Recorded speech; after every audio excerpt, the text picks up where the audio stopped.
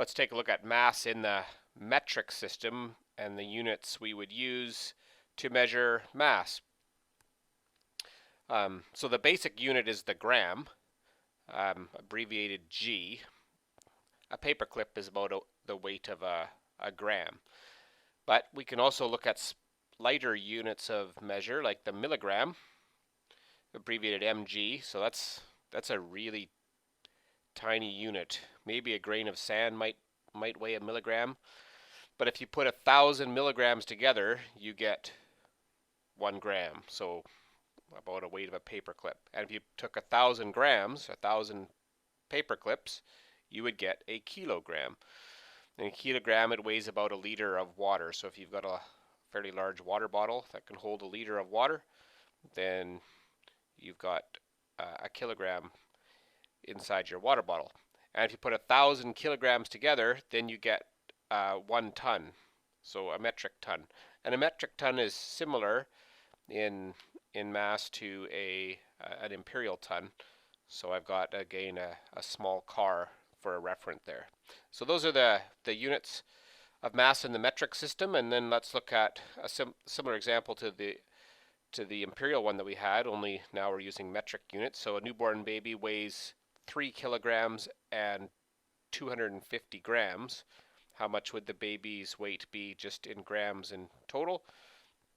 So you can see the nice thing with the metric system is everything is in powers of 10. So there's 1,000 grams that are in a kilogram. So we want to convert kilograms to grams. We're just going to take those 3 kilograms and multiply it by 1,000 grams per kilogram. 3 times 1,000, don't need a calculator for that. That's simply 3,000 grams. And then plus the 250 grams that we had there. So the 3 kilograms is 3,000 grams plus the 250 means this baby would weigh 3,250 grams. Let's look at another example. We got a swimming pool. Let's say a backyard swimming pool measures approximately 4 meters by 10 meters by 2 meters. And we know that 1 cubic meter of water has a mass of 1,000 kilograms. What would be the total mass of all the water in the pool? So we need to figure out how many cubic meters of water we have here. So that would be, so again, volume is length times width times height. The length would be 4, the width would be 10, and the height would be 2. 4 times 10 times 2 is 80.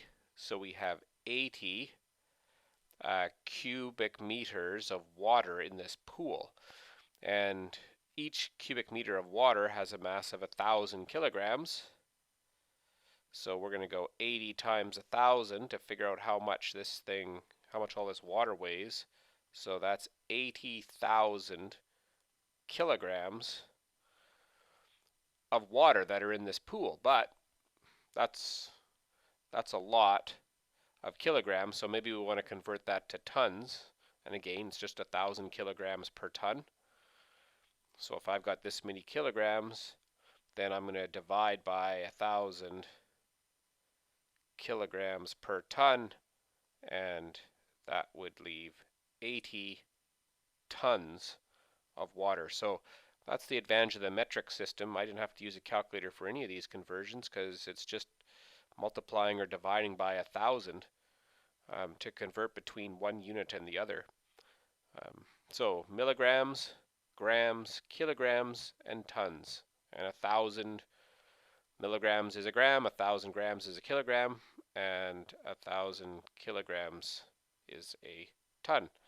So that's mass in the metric system.